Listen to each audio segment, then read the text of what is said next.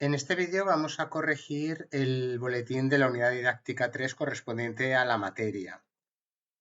Veremos que muchos de estos problemas y cuestiones se resuelven utilizando las leyes ponderales, sobre todo la ley de conservación de la masa, y también el concepto de mol y la relación entre el mol, el número de partículas y la masa.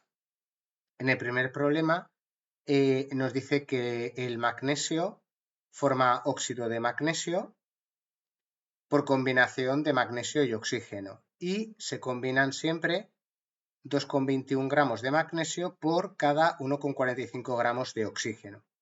Si tenemos 7 gramos de magnesio, ¿qué cantidad de óxido de magnesio se formará? Estos problemas normalmente los hacemos con moles, para lo cual necesitamos las masas atómicas de magnesio y oxígeno, pero si utilizamos las leyes ponderales, no necesitamos eso, únicamente nos basta con la masa, pero nos tienen que decir esta proporción. En realidad se hace una regla de 3, pero vamos a ver cómo lo resolvemos con factores de conversión. Pues si tengo 7 gramos de magnesio y sé que por cada 2,21 gramos de magnesio necesito 1,45 gramos de oxígeno, puedo averiguar la cantidad de oxígeno que tengo. En este caso, 4,59 gramos. Y como el compuesto es MgO, pues la masa que tenga del óxido será la masa de magnesio más la masa de oxígeno. 7 gramos de magnesio más 4,59 gramos de oxígeno, que es lo que acabo de hallar, me da la masa que tengo de óxido de magnesio. Y ya estaría resuelto el problema. Es verdad que utilizamos la ley de las proporciones definidas, pero no es necesario que no sepamos esa ley. En realidad lo que hemos hecho ha sido utilizar un factor de conversión con el dato que me daba el problema. El problema 2 ya es más interesante porque habla de fórmula empírica y fórmula molecular de un compuesto. Este tipo de problemas también los veremos mucho en el tema de gases, porque será muy parecido. La única diferencia es que aquí nos dan la masa molar directamente y en el tema de gases la podremos calcular nosotros. Nos dice que es un compuesto formado únicamente por carbono e hidrógeno, tiene un 82,8% de carbono, un 17,2% de hidrógeno y las masas atómicas me las da también como dato del problema. Bueno, lo que está claro es que tenga la masa que tenga de compuesto, yo tendré un 82,8% de carbono y un 17,2% de hidrógeno. No sé qué masa tiene mi muestra, pero no me hace falta. Puedo imaginarme, por comodidad, que tengo 100 gramos de muestra, porque la proporción siempre será la misma independientemente de la masa que tenga. Así que si tengo 100 gramos de muestra, tengo 82,8 gramos de carbono, 17,2 gramos de hidrógeno. Si divido entre las masas atómicas respectivas, saco los moles. Y si divido entre el menor, en este caso 6,9, pues ya tengo la relación más sencilla entre átomos de carbono e hidrógeno, que tengo un átomo de carbono por cada 2,5 átomos de hidrógeno. Obviamente para una fórmula no puedo utilizar números que no sean enteros. Entonces lo que voy a hacer va a ser multiplicar por 2. Así que la fórmula empírica será C2H5, que es la relación más sencilla entre los átomos que forman este compuesto. Por cada 2 carbonos tengo 5 hidrógenos. Eso es la fórmula empírica. Para la fórmula molecular necesito saber cuántos átomos de carbono e hidrógeno tengo exactamente. Sé que la proporción siempre será 2:5, pero necesito saber cuántos tengo. Por eso, primero hallo la masa molar de esta fórmula empírica. 2 por 12, que aquí tengo la masa atómica, más 5 por 1, me dan 29. 29 gramos mol. La masa molar del compuesto es 58, que vemos que es el doble. ¿Por qué ocurre esto? Porque la fórmula molecular es un múltiplo de la fórmula empírica. Pueden coincidir si n vale 1, pero n puede valer 2, 3, 4, lo que sea. Entonces la masa molar real también será, o la masa molar de la fórmula molecular será n veces la masa molar de la fórmula empírica, y en este caso n vale 2, como hemos dicho. ¿Qué significa eso? Que yo no tengo C2H5, sino, multiplicando por 2 cada subíndice, C4H10, que cumple esta relación y esta. Y ya tengo el butano. Como veremos más adelante, esta es la fórmula de un hidrocarburo que se llama butano. En el siguiente problema vamos a trabajar con moles, número de partículas, y masa. Nos dicen que tenemos 8 gramos de dióxido de azufre y me piden cantidad de dióxido de azufre en moles, átomos de oxígeno y masa de azufre. Me dan las masas atómicas de oxígeno y azufre y también el número de Avogadro. Recordemos que un mol de cualquier sustancia tiene el número de Avogadro de partículas. Por tanto, con estos datos yo podré responder a estas preguntas. Es verdad que átomos de oxígeno y masa de azufre dentro de un compuesto no me interesan tanto. La cantidad de dióxido de azufre en moles a partir de una masa determinada sí, pero me servirá para jugar con los factores de conversión. Lo primero que necesito es la masa molar de dióxido de azufre. Pues nada, sumo la masa del azufre más la masa del oxígeno por 2 y ya tengo la masa en gramos mol. Ahora lo que tengo que hacer, si quiero sacar los moles de dióxido de azufre, es una regla de 3.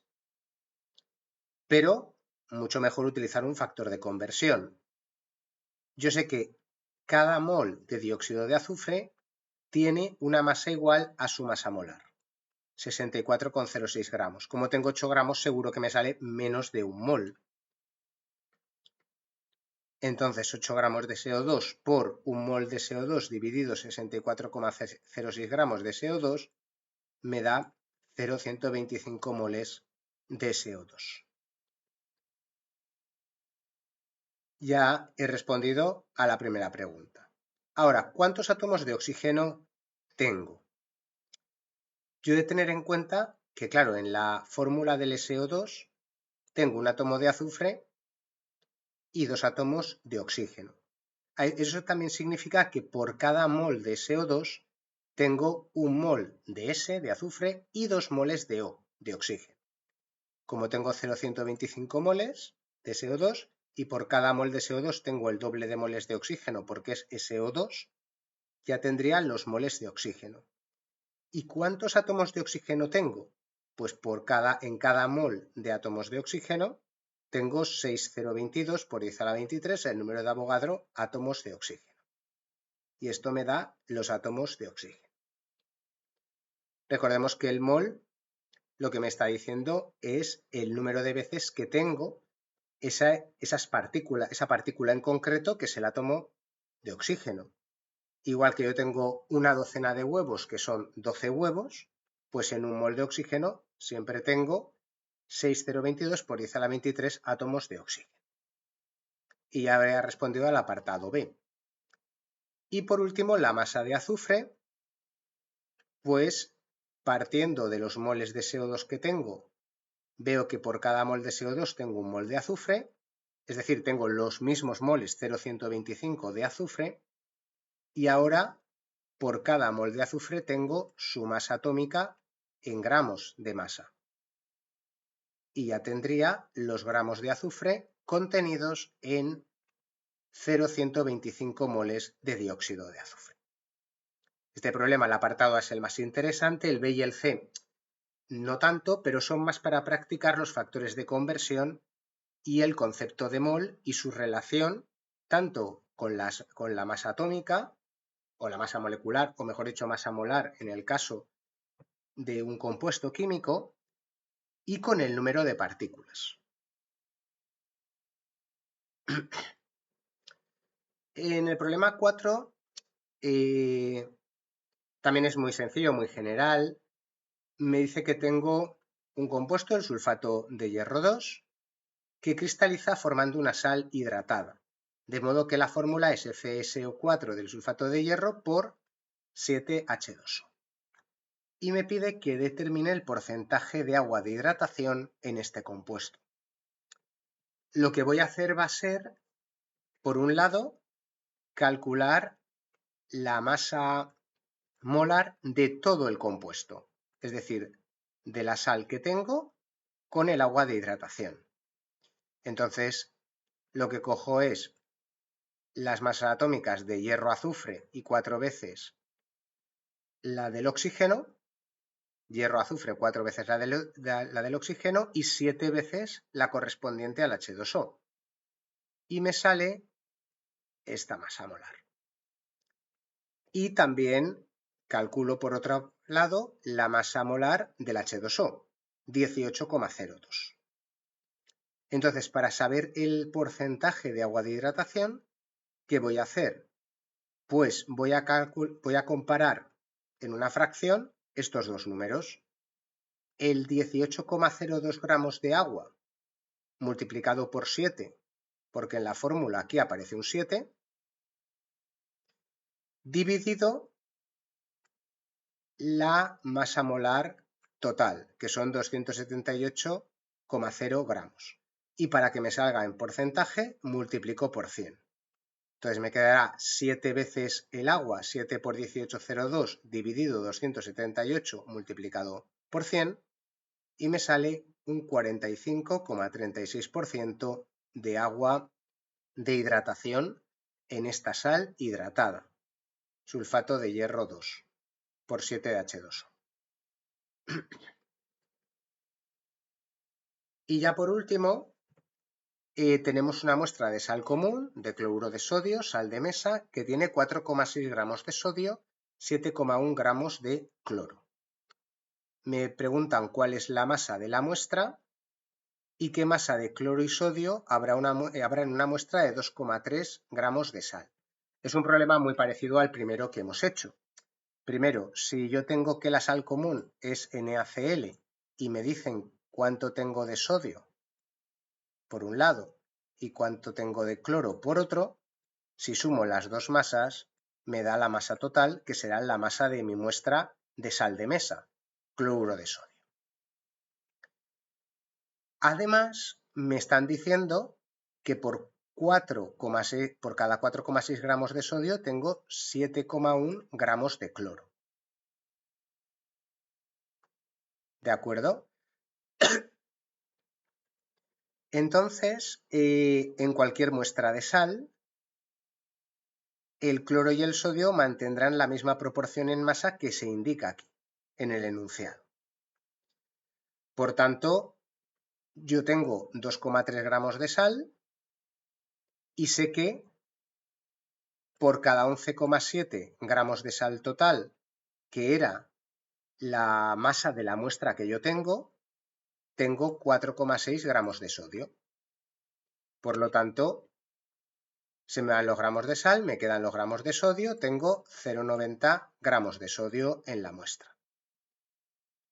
Y de nuevo, vuelvo a hacer lo mismo con el cloro. 2,3 gramos de sal por 7,1 gramos de cloro dividido la masa de sal total que tiene mi muestra, me da 1,40 gramos de cloro. Por tanto, ya he visto que en una muestra de masa diferente a la que tenía inicialmente, gracias a los datos que he conseguido del enunciado y del apartado A, puedo calcular siempre los gramos de sodio y de cloro que tengo, en este caso en la muestra de 2,3 gramos. Si sumamos 0,90 y 1,40 me da 2,30, como no podría ser de otra forma. La suma de las masas de los dos componentes de la muestra debe coincidir con la masa total de la muestra, en este caso 2,3 gramos. Y con esto ya hemos terminado la corrección del boletín de la unidad didáctica 3.